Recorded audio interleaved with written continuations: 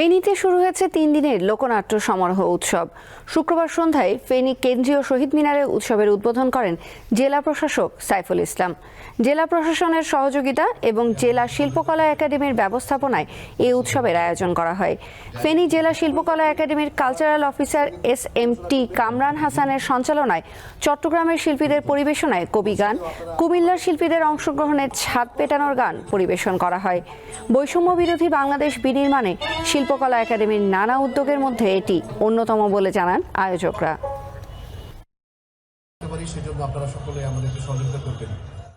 প্রথম দিন থাকছে চট্টগ্রামের শিল্পীদের পরিবেশনায় কবি গান এবং এরপরই থাকবে কুমিল্লার শিল্পীদের পরিবেশনায় ছাদ পিটানির গান।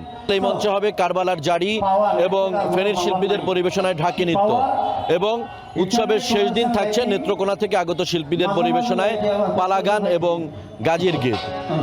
বৈষম্যহীন বাংলাদেশ বিনির্মাণে বাংলাদেশ শিল্পকলা একাডেমির নানান উদ্যোগের মধ্যে এটি একটি অন্যতম উদ্যোগ।